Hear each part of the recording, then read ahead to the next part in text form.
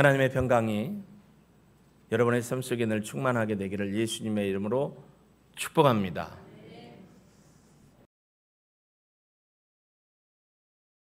예배 시작부터 피곤하다는 질문을 할까? 사실 여러분 많이 피곤한 시대를 살고 계십니다. 여기저기 둘러봐도 삶의 모든 것들이 여러분을 피곤하게 합니다.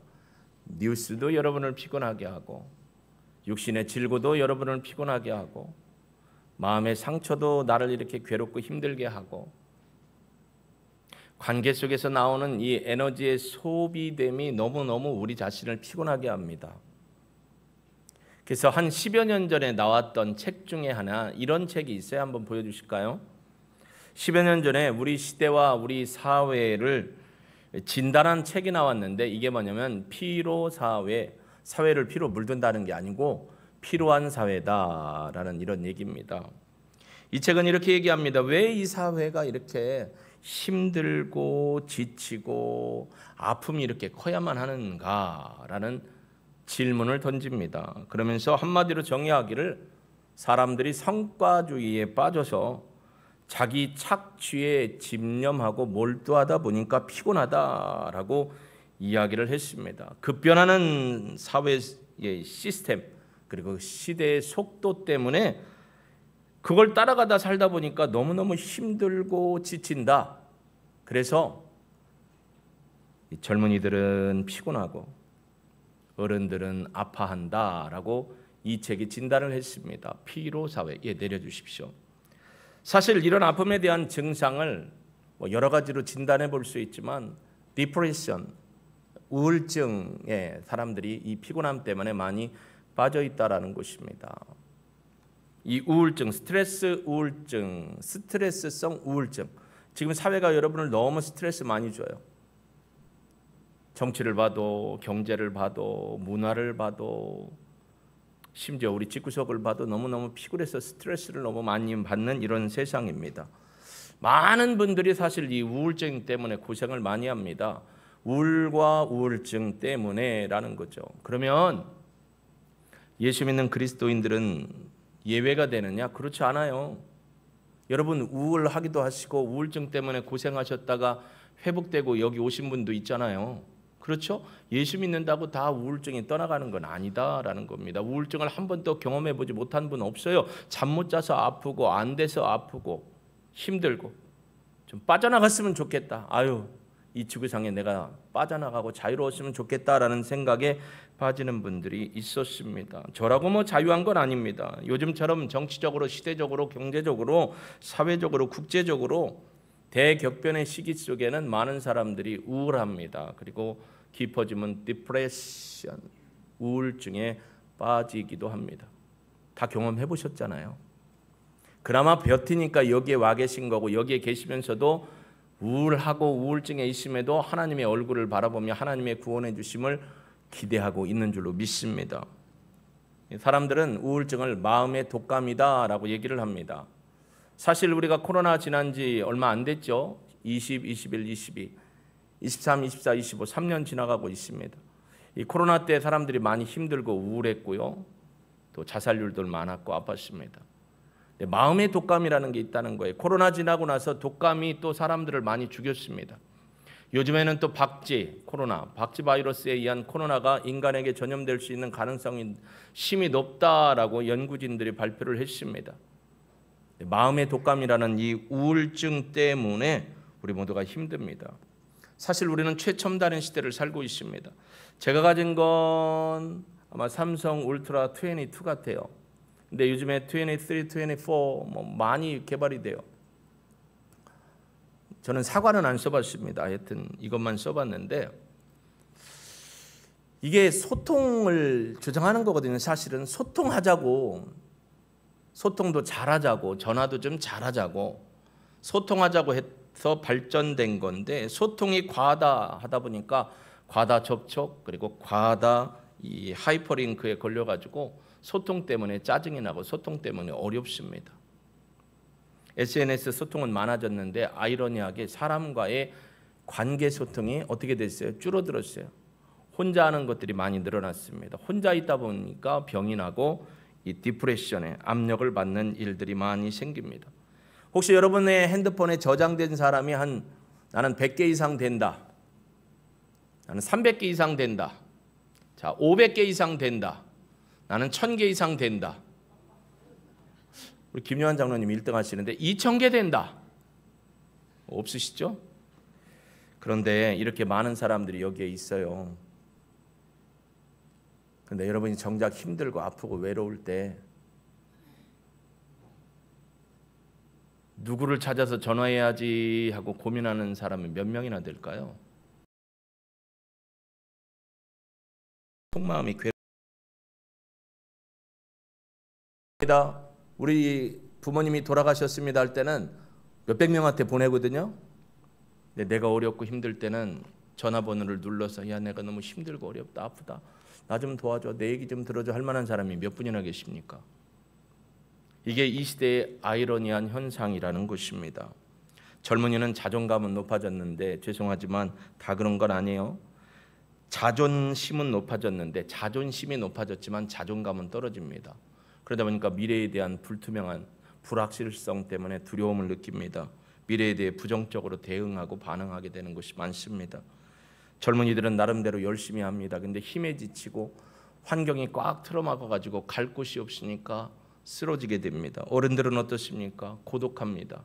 고독사를 많이 느낍니다. 한 가정에 살아도 왠지 부부간에 부모와 자식 간에도 고독한 일들이 많이 있습니다. 나만 외딴 섬인 곳에 있는 것처럼 나를 알아주는 가족, 자녀들, 남편이 아니기 때문에 힘들어하는 경우도 많습니다. 대인관계 기피증이 심해지면서 파괴적인 결과로 나를 스스로 무너뜨리는 이런 일들이 많이 생기는 때입니다. 여러분 잘 믿고 신앙 좋으면 우울증이 안 생긴다라는 건 어긋난 소리입니다. 여러분 잘 믿어도요 우울증이 있고 우울해요. 신앙적인 우울증도 있어요. 욥 보세요. 욥이 뭐라 했어요? 내가 차라리 태어나지 않았으면 좋았을 걸. 욥은 뭐 때문에 우울했어요? 질병. 너무 괴로웠어요. 차라리 내가 죽었으면 내가 태어나지 않았으면 이런 일이 없었을 텐데 내가 태어나서 왜 이렇게 온몸에 그냥 종기가 나가지고 힘들고 거북이 등짝처럼 괴롭고 어디 나가서 사람들한테 얼굴도 내다보지 못하겠고 고름 냄새 난다고 사람들이 쳐다보는 것 같아서 어디 나가지도 못합니다. 예레미야도요 자기의 생일을 욥처럼 저주했습니다. 나를 차라리 태어나지 않았으면. 여러분 다윗은 어땠습니까? 시편 13편 1절에 보면 다윗도 우울했습니다. 한번 같이 읽어볼까요? 시작. 여호와여 어느 때까지니까 나를 영원히 잊으시나이까? 주의 얼굴을 나에게서 어느 때까지 숨기시겠습니까? 하나님 왜 나 이렇게 외롭게 두고 왜 이렇게 쫓겨다니고 왜 이렇게 힘들게 살아야 돼요? 하나님. 다윗도 하나님 앞에 그의 우울한 마음을 올려드렸습니다. 여러분 다윗이 날마다 매 순간마다 성령 충만한 건 아니었어요. 저라고 별 수 있어요? 여러분도 동일하죠. 기쁠 때도 있지만 그냥 왠지 모르게 센티멘탈하기도 하고 아내와 남편이 옆자리에 있는데도 왠지 거리감이 너무 멀어지고 자식들 그렇게 뒷바라지하며 뼈 흘리며 피땀 흘리며 키워놨더니 왠지 자녀들이 남 같고 차라리 남이었으면 날 뻔한 그런 상황에 들어가는 경우도 많습니다. 여러분 제가 읽었던 책 중에 유명한 선교사님이 있습니다. 제 방에는 이 데이비드 브레이너드라는 분의 책이 3권이 있습니다. 이거보다 작은 책, 더 작은 책. 똑같은 책인데 출판사가 다르니까 각도를 조금 달리해서 썼겠죠. 이 데이비드 브레이너드 화면에 잘 잡으려면 어렵네요. 데이비드 브레이너드 기도의 성자입니다. 말을 타고 순회 전도를 하고 인디언 전도를 했던 위대한 성자입니다. 제가 이 책을 읽다가 놀라운 걸 발견했어요. 기도의 성자였거든요. 하나님 앞에 열정의 사람이었거든요. 근데 그분이 이 책에 다른 책에 써놓은 걸 보면 이런 내용이 있습니다. 나는 아주 마음이 외롭고 우울한 사막에 살고 있다. 나의 영혼은 삶의 피곤에 쩔어 있다. 나는 간절히 죽기를 사모한다. 선교사님이에요. 기도도 많이 한 분이에요. 영혼이 지침에 쪄들어 있다. 피곤함에 쪄들어 있다. 차라리 그냥 이대로 죽었으면 이라는 말을 했어요. 놀랬습니다. 오죽했으면 그랬을까라는 생각도 해보게 됩니다. 종교개혁을 했던 루터 같은 경우도 이렇게 얘기를 했습니다. 한때는 자신이 영혼의 어둡고 깊은 가운데에서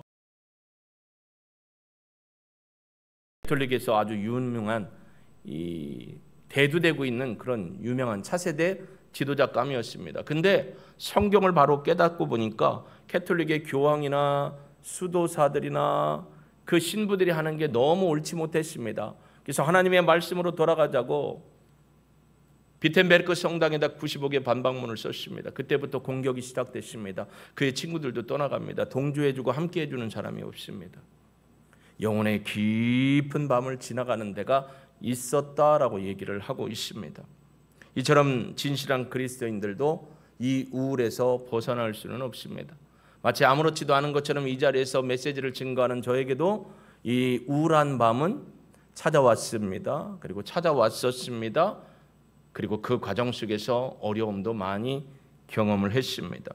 건강한 영성가들은 이 우울증에 대해서 그래서 뭐라고 표현하냐면 영혼의 어두운 밤이다. 여러분 혹시 아직도 영혼의 어두운 밤 가운데 계신 분이 있다면 오늘 하나님이 여러분 한 분 한 분을 레마의 말씀으로 치료해 주시는 주인공들이 되시기를 예수님의 이름으로 축복합니다. 한 가지 질문을 드립니다. 마음의 이 독감, 영혼의 우울증, 영혼의 우울한 밤이 꼭 나쁘기만 한 걸까요? 여러분이 그 영혼의 우울증을 또 영혼의 고독의 밤을 깜깜한 밤을 만났었는데 그 만났었던 것이 지금까지 계속됐나요? 아니면 그때 빠져나와서 지금 이 자리에서 그나마 하나님의 은혜를 누리며 감사하고 있나요? 그러면 그때 영혼의 우울의 밤이 있었던 때가 여러분에게는 어떤 시간이었는지 한번 뒤돌아보시기를 바랍니다. 동굴이 있습니다. 동굴 속에 들어가면 자기가 스스로 그곳에 빠져서 나오지 못하면 그곳은 동굴은 무덤이 됩니다. 그 동굴에 갇혀서 빠져나오지 못하면 자기 집착이 생기고 자기를 옹호하고 그래서 자기 상처 속에서 마감하고 인생을 끝낼 수 있습니다. 근데 우리는 동굴에 들어간 게 아니고 어디에 들어가고 지금 지나가고 있죠? 터널을 지나가고 있는 겁니다. 터널은 소망이 있습니다. 뭐가 보이죠? 끝이 안 보일 수도 있지만 끝이 있어요, 없어요? 터널은 끝이 있습니다. 저와 여러분은 영혼의 우울한 밤을 지나가고 있는 거지 영원한 밤에 묻혀 죽을 사람 인생이 아님을 믿으시길 주의 이름으로 축복합니다. 무조건 신앙으로 우울증을 극복합시다 라고 제가 단순한 논리로 이야기하는 게 아닙니다. 슬픔과 영혼의 어두움을 통해서도 하나님은 우리를 성장시키고 우리를 하나님을 더 깊이 만나게 하고 하나님의 은혜를 체험하도록 하신다라는 겁니다. 하나님은 기쁨의 능력도 주시지만 슬픔과 영혼의 어두움을 통해서도 역사하시고 우리를 믿음의 견고한 자리로 세우시는 분이십니다. 하나님은 통전적으로 좋은 일도 있고 안 좋은 일도 있고 영혼의 터널에 갇혀 있을 때도 안개 같은 인생을 걸어갈 때도 하나님은 지난주에 말씀드렸지만 하나님의 임재하심으로 임재지수로 우리를 이끌어 가시는 분임을 믿으시길 주의 이름으로 축복합니다.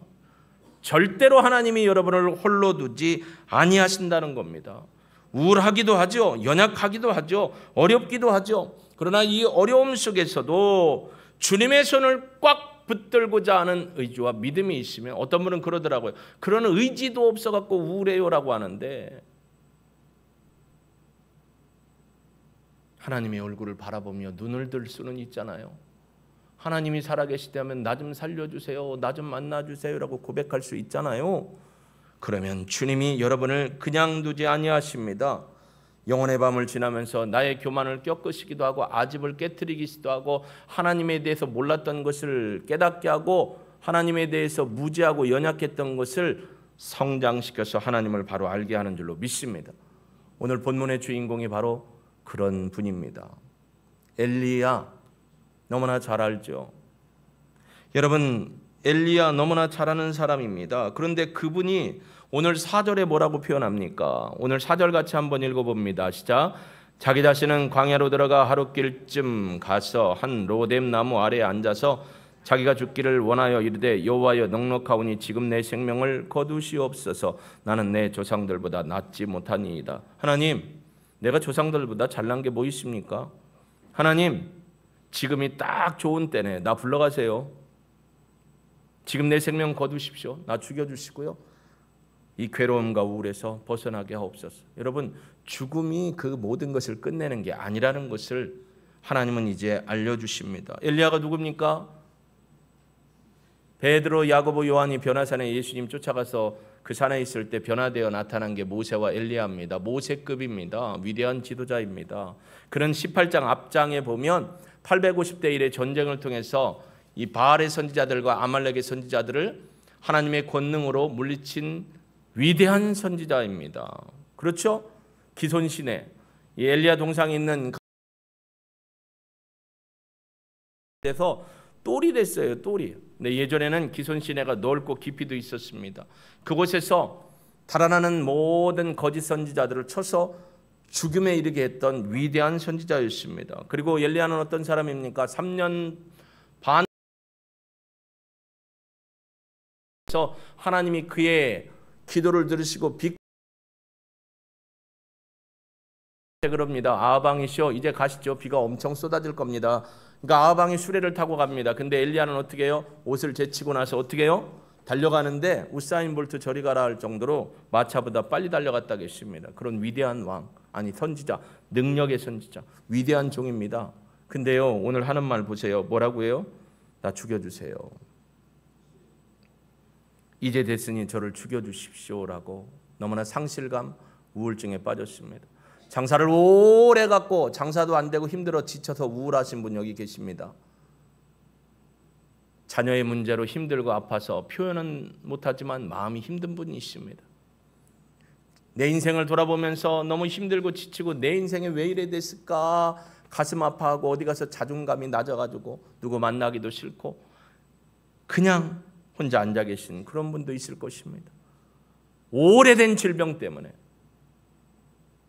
어쩌면 앞으로 수술해야 될 상황 때문에 마음이 힘들고 지쳐서 우울해 계신 분도 있을 것입니다. 오늘 주님의 말씀, 레마의 말씀을 들으시고 하나님의 구원하심과 치료하심을 경험하게 되는 주인공이 되시기를 예수님의 이름으로 축복합니다. 엘리야는 왜 그랬을까요? 엘리야는 왜 이렇게 우울하여서 죽음을 하나님 앞에 선물로 달라고 기도했을까요? 첫 번째, 그는요 위대한 선지자였지만 나약한 인간이었습니다. 3절에 보세요. 3절에 이럽니다. 그가 이 형편을 보고 일어나 자기의 생명을 위해 도망하여 유다에 속한 부엘세바에 이르러 자기의 사원을 그곳에 머물게 하고. 여러분, 부엘세바는요 유다 시몬 족이 살았던 곳이에요. 부엘세바가 끝에요.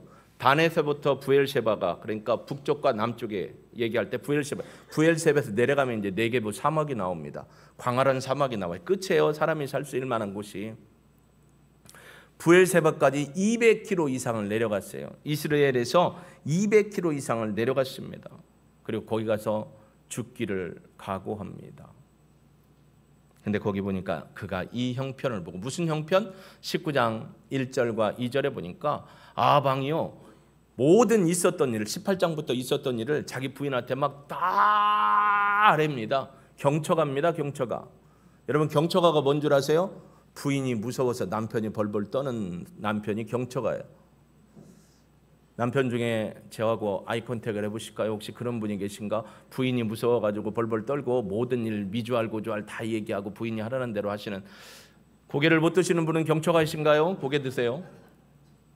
그런 아합입니다. 미주알 고주알 있었던 얘기 다 있습니다. 엘리야 같은 사람이 이세벨 때문에 도망가게 되었습니다. 죽었다고 선언할 정도입니다.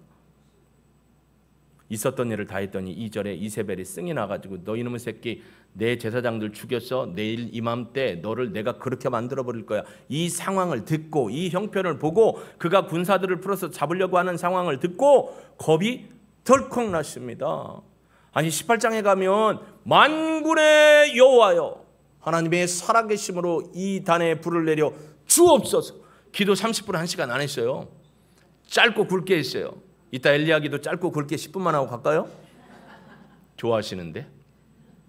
우리는 엘리야가 아니잖아요. 근데 하나님이 불을 내려주셨습니다. 도랑까지 물을 부어서 도랑에 물까지 차 있었어요. 그런 능력을 행했던 선지자인데 이 형편을 보니까 이세벨이 한 말, 이세벨이 군사를 풀어서 자기를 잡으려고 하는 상황에 보니까 덜컥 겁이 났어요. 그래서 도망간 겁니다. 여러분, 아합과 이세벨의 관계를 이렇게 살펴봤습니다. 아합 왕과 이세벨 이 부인 여왕의 관계를 살펴보니까 여기에는 남존여비의 모습이 있습니다. 경차가락에 놓고 또 무슨 남존여비냐. 여러분, 남자가 존재하려면 여자의 비율을 잘 맞춰야 된다. 이게 남존여비래요. 남편분들 우리 목사님 끄떡끄떡 하시는 거 보니까 사모님 비위 잘 맞추시는 것 같은데 그러신가요? 여자의 비위 잘 맞춰야 돼요. 저도 비위 잘 맞춥니다. 알아서 깁니다. 예전에 그랬어요. 예전에 있던 한 그 부사역하는 교회에서 그랬어요. 어떤 성도님들이 우리 집사람한테 그런 얘기를 했어요. 아이고, 사모님이 목사님 확 잡고 사는 것 같은데요. 그랬다는 거예요. 그래서 우리 사모가 그랬대요.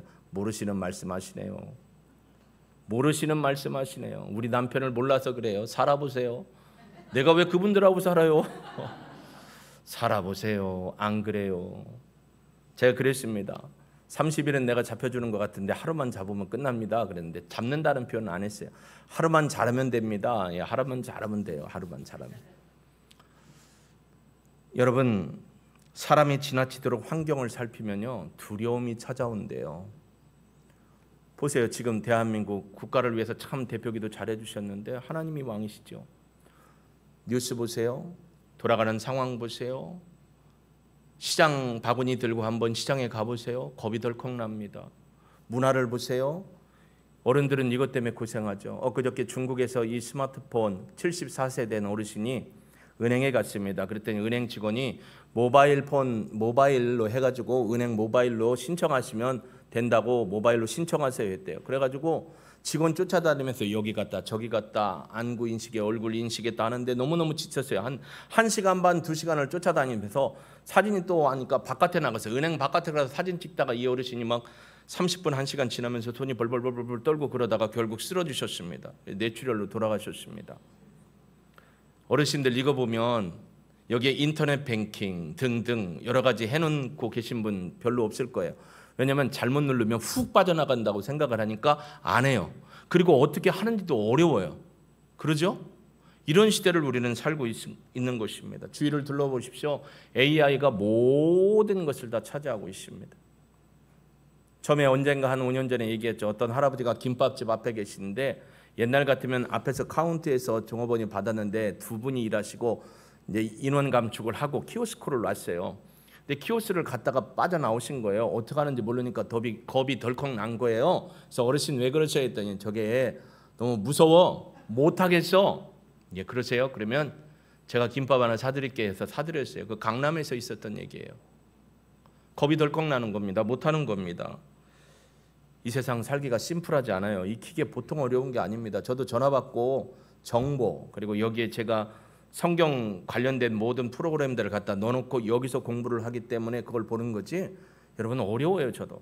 근데 지금은 가상현실 VR 시대에 있습니다. 현실과 가상현실을 접목해가지고 만들어가지고 이게 진짜 그래픽인지 진짜 사람이 한 건지 지난번에도 푸틴이 와서 발표한 내용을 보고 미국에서는 정부국에서는 제가 진짜 푸틴이 한 거냐 가상현실로 만들어서 지금 그렇게 얘기를 해놓은 거냐. 여러분 CF를 보면 예쁘장하거나 멋있는 남자나 아가씨가 나오는데 나중에 보면 이게 진짜 사람이 아니었던 걸 보는 경우도 있죠. 그런 모습으로 살아가는 시대입니다. 너무 어렵습니다. 탈시대를 살아가고 있습니다. 포스트 그다음에 팩추얼 탈사실 즉 사실에 벗어난 것. 그래서 여러분이 가짜뉴스에도 많이 속는 거예요. 이런 시대를 살다 보니까 쉽지 않은 시대를 살아갑니다. 환경을 봤더니 어땠어요? 엘리야가 두려웠어요. 그래서 도망간 거예요. 저나 여러분이나 환경 바라보면 안 되는데 위대한 능력을 해놓고도 뭘 바라봤어요? 환경을 바라봤습니다. 엘리야가 두 번째 이렇게 힘들고 우울에 빠졌던 건 육체적인 피로감 때문이었습니다. 여러분 아까 제가 얘기했지만 엘리야에게 무슨 일이 일어났습니까? 도망갔습니다. 이스라엘부터 부엘셰바까지는 200km예요. 그러니까 여기서부터 한 대전 정도 가는 거예요. 저희 집에서 저희 시골집까지 168km입니다. 그리고 저희 집에서 대전까지가 한 40km 되니까 한 200km 조금 넘네요. 대전까지 어떻게 했다고요? 혼자 토낀 겁니다. 열심히 달려가고 기어가고 지쳐 있는 거예요. 광야까지 갔습니다. 그래서 번아웃 됐습니다. 번아웃. 5절에 보니까 엘리야는 로뎀 나무에 누워서 머리 쳐박고 녹초가 돼서 쓰러져 있습니다. 그걸 하나님께서 사자를 통해서 깨워주셨습니다. 여러분, 육체적으로 피곤하고 육체적으로 질고 가 있으면 심적으로나 영적으로나 버틸 수 있는 힘이 약해져요. 육신의 오랜 질병 때문에 마음이 약해지기도 하고 영혼이 약해지기도 해요. 상심이 찾아와요. 자신감이 없어져요. 뭔가를 집을 때 젊을 때 뭐 아무것도 아니죠. 그렇죠? 근데 뭐 하나 잡으려고 해도 손이 떨리고 힘든 이런 시적이 오면 어디 가서 뭐 마시고 싶은 마음도 안 들어요. 제가 지난번에도 얘기했지만 부산 BSU 대표인 조성교사님이 어디 가서 표시를 잘하네. 항상 이 손을 잡습니다. 건강할 때는 그나마 놓습니다. 근데 몸이 피곤할 때는 파킨슨이 막 심하게 오면서 이 손을 떨어요. 본인도 몰라요. 본인이 인지할 때는 손을 갖다 여기다 잡고 그래요. 그래도 저는 유심히 보면 이거 떨고 있어요. 그러니까 어디 가기가 자신감이 없어진다는 겁니다. 어렵다는 겁니다. 육체적으로 힘들고 피곤하고 녹초가 되었습니다. 한계 상황이 왔습니다. 출애굽기 20장에 보면요, 10계명을 보면 이런 내용이 있습니다. 살인하지 말라, 간음하지 말라, 도둑질하지 말라, 한 절로 딱 끝나요. 그런데 안식일에 대해서는 4절이나 얘기해요. 왜 그럴까 곰곰이 생각해 보세요. 왜 안식일은 이렇게 4절이나 설명하고 살인하지 말라, 간음하지 말라, 도둑질하지 말라, 내 이웃에 대해서 거짓 증거하지 말라 이렇게 하나씩 하는데 안식일은 4절이나 썼을까 생각을 해봤어요. 제 딴에는 이런 생각을 하는 거예요. 야, 인간은 역시 쉬는 게 중요하구나. 그래서 하나님도 쉼에 대한 이야기를 많이 하셨구나. 죽으라고 뛰면 심장 터져요. 잠 못 주무시는 권사님, 쉼이 필요한 거예요. 마음의 쉼도 필요하고 육신의 쉼도 필요하고 때로는 맡겨놓고 도망가는 것도 필요해요. 제가 워커홀릭에 빠졌을 때는 요즘에 가끔 또 그 마음이 나와요. 뭔가 두려움이 와요. 뭘 안 하니까 두려운 거예요. 내가 이렇게 안 해도 되나라는 두려움이 자꾸 와요. 뭘 하려고 해요. 그러다 보니까 마음이 급해지고 신경이 날카로워지고 하더라고요. 젊을 때 사역할 때 워커홀릭에 빠졌습니다. 힘들었어요. 그게 우리 가족을 죽였고 가족을 힘들게 했던 시간들이 있었습니다. 여러분, 쉬는 거 중요해요. 찰스 스펄전, 우리 이 영국의 귀하고 복된 설교가, 우리 침례교의 위대한 인물 찰스 스펄전이 이런 얘기를 했습니다. 짐을 끌고 다니는 가축이라 할지라도 때때로 풀밭에서 쉬게 해라. 바다 역시 밀물 때 한 번, 썰물 때 한 번 있다. 밀물,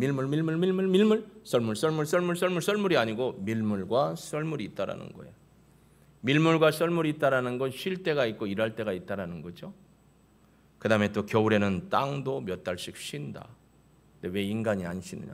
여러분, 24시간 체제로 모든 게 돌아갑니다. 편의점도 24시간, 컴퓨터도 24시간, 인터넷도 24시간, 모든 게 다 24시간. 그러니까 인간이 쉴 만한 여유와 안식이 없어요. 게임하는 사람 보세요. 도박하는 사람 보세요. 밥은 안 먹어도 도박을 막 쉬지 않고 게임하는 친구들 보세요. 절대 그래놓고 나중에 게임에 있어서 한 며칠 이렇게 갖고 다크서클 이렇게 오고 막 잠을 잘라게도 안 와요. 왜? 패턴이 이미 그렇게 중독이 돼버리니까.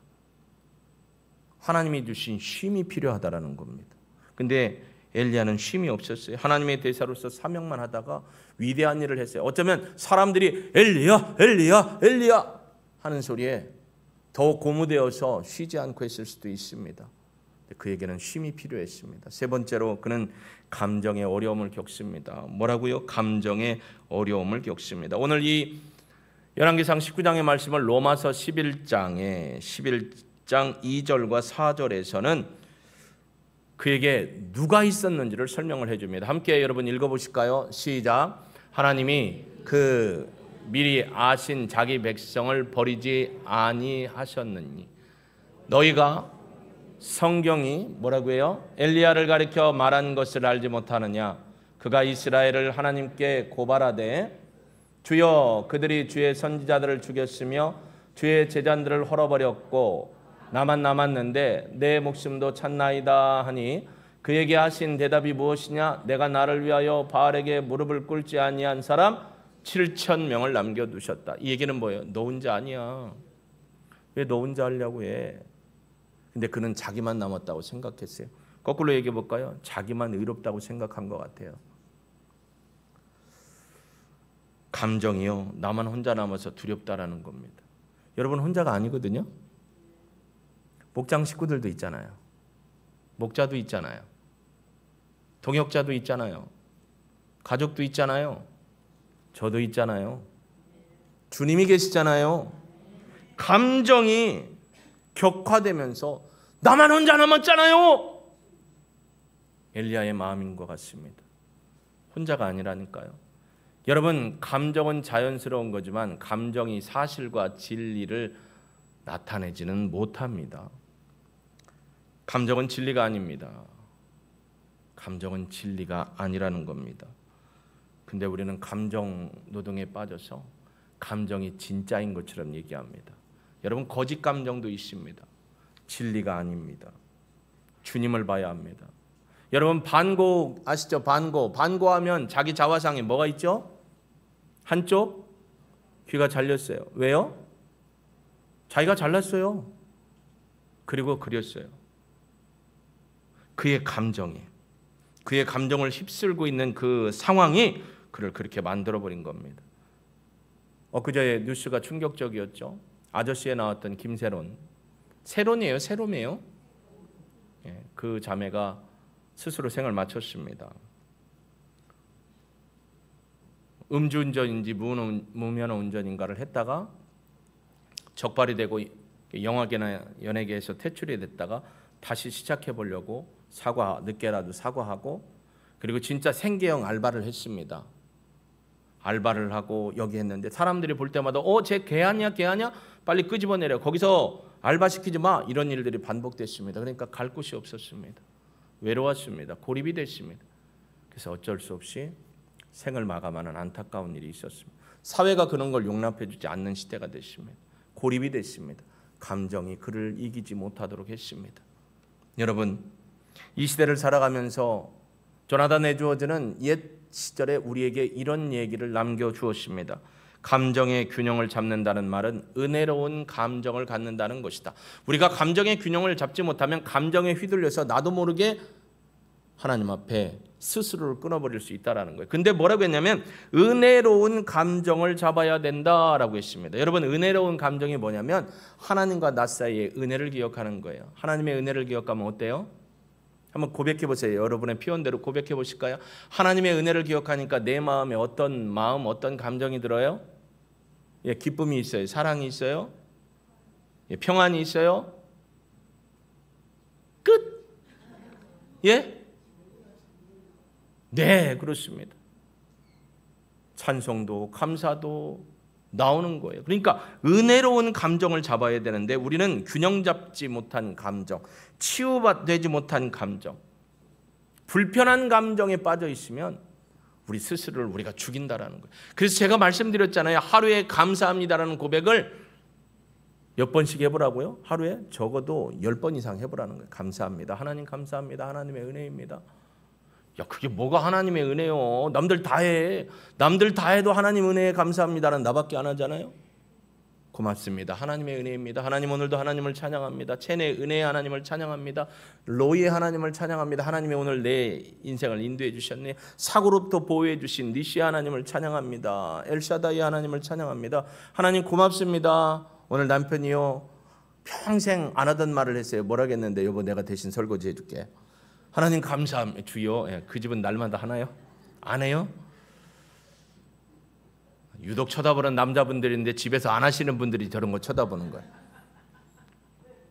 여러분, 하나님의 은혜에 감사하면요 감정이 균형을 맞춘다라는 거예요. 여기서는 은혜로운 모습으로 예배드렸는데 집에 가고 승딱지가 나가지고 야 오늘 목자가 다 기분이 세져가 너 똑바로 안 해. 엄마가 교회 가기 전에 이거 치워놓으라고 했는데 왜 안 치워놨어? 이건 감정의 균형이 아닙니다. 깨진 감정입니다. 얘 새끼 아까 예배 드릴 때 똑바로 드리라겠는데 왜 똑바로 안 드리고 그냥 졸고 있어? 다시는 너랑 예배 못 드리게 하겠다. 그러면 이것도 균형 잡힌 감정 아닙니다. 힘들었구나. 어려웠지? 너 앞으로 목사님 설교 끝나고 집에 와서 목사님 뭔 얘기했는지 확인할 거야. 이것도 균형 잡힌 감정 아닙니다. 여러분, 이런 어려운 상황이 있었던 엘리야를 하나님은 어떻게 치료하셨죠? 불, 지진, 바람? 아니네요. 뭐라고 했어요? 본문에 보니까 세미한 음성이라고 했습니다. 세미한 음성이 뭘까요? 하나님의 말씀입니다. 우리 찬송가에도 귀에 은은히 소리 들리니 주 음성 분명하다.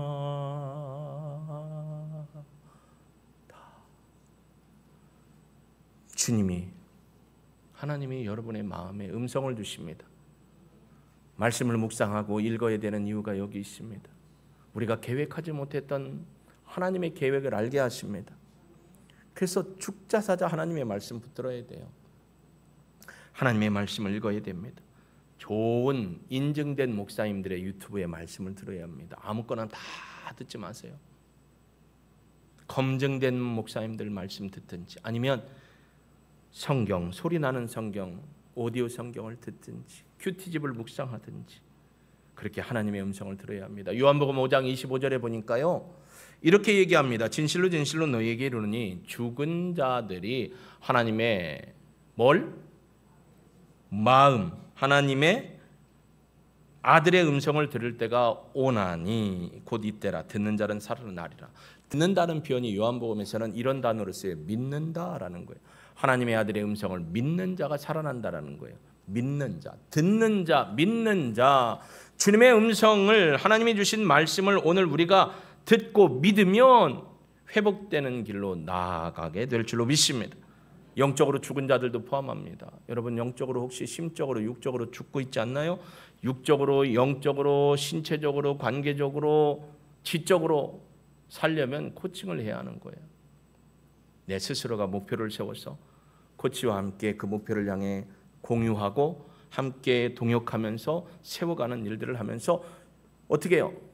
점점 신앙이 주님을 바라보는 단단한 믿음으로 자라가게 되어야 할 줄로 믿습니다. 오늘날 우울증에 걸린 사람 너무 많습니다. 그리스도인 포함 모든 사람.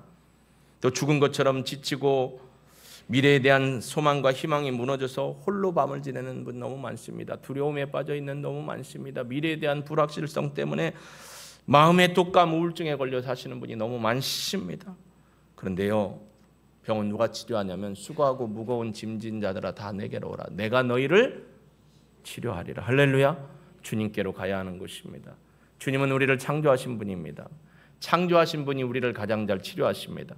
그 치료하신 주님 앞에 우리가 나갈 수 있기를 주의 이름으로 축복합니다. 이런 상황에 있던 엘리야를 하나님은 어떻게 그를 치료해 주셨느냐? 세미한 음성으로 치료해 주셨어요. 두 번째로 그는 공동체, 아까 얘기했죠? 무릎 꿇지 않은 7,000명을 너의 곁에 두었다라는 겁니다. 여러분, 목장 식구가 여러분을 격려하고 위로하고 기도해 줍니다. 우리 선교회 식구들이 함께합니다. 우리 교회 공동체 식구들이 여러분의 아픔과 어려움을 놓고 기도하고 격려하고 때로는 섬겨주고 위로합니다.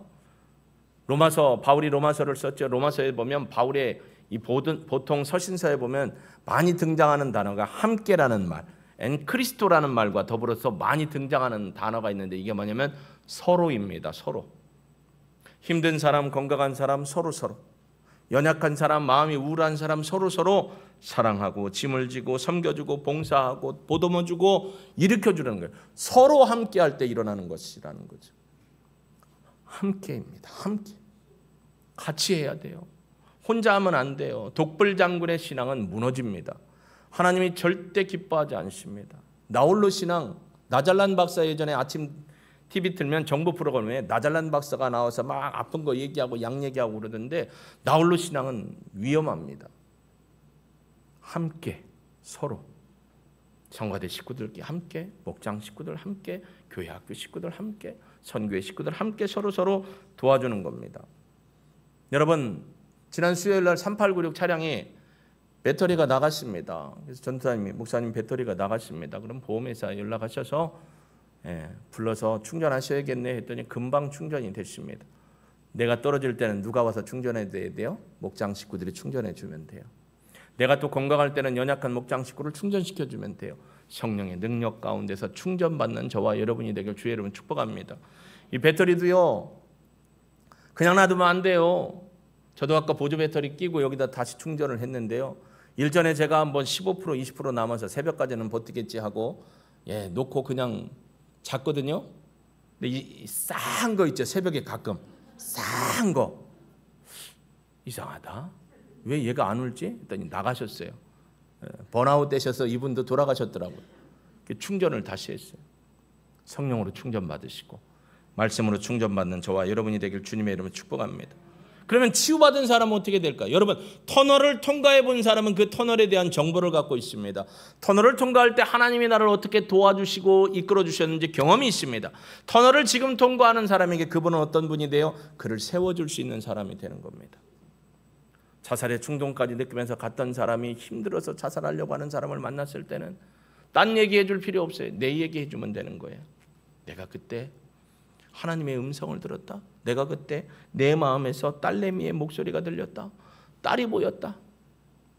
등등으로 위로해 줄 수 있습니다. 상처 있는 분들이 치유받고 나서 새로운 치유자가 되는 겁니다. 그래서 여러분이 하나님의 은혜 안에 서가고 이 터널을 통과하는 게 복이라는 겁니다. 사람이 도와줄 수 있는 영역은 한계가 있습니다. 하나님이 붙들어 주십니다. 하나님이 이기게 하십니다. 하나님이 여러분을 꽉 붙들어 승리하게 하실 줄로 믿습니다. 왜냐하면 주님이 우리의 창조자이시며 주님이 우리의 치료자가 되시기 때문입니다. 우리 이 찬양 드리고 한번 기도했으면 좋겠습니다. 내가 갈망합니다. 우울합니다. 어렵습니다. 나를 붙들어 주시고 치료하옵소서. 내가 이 터널을 온전히 통과하고 주님의 치유받은 치료자로 쓰임받기를 소망합니다. 우리 찬양하고 기도합니다. 예수 나의 좋은 치료자, 그의 눈이 머무는 곳은 나의 슬픔과 고통, 고개를 들어 주의 눈을 볼 때에 난 알았네. 예수 나의 좋은 치료자, 예수 나의 좋은 치료자, 예수 나의 좋은 치료자, 그의 눈이 머무는 곳은 나의 상처와 아픔, 영원히 흐를 것 같았던 눈물 다 멎었네. 예수 나의 치료자. 고백합니다. 나 노래하리라. 저는 나를 돌아보신 구세주를 찬양해 하늘 닿는 곳까지 내 손 들리라. 예수 나의 치료. 나 노래하리라. 할렐루야. 나 노래하리라. 저는 나를 돌아보신 구세주를 찬양해 하늘 닿는 곳까지 내 손 들리라. 예수 나의 치료.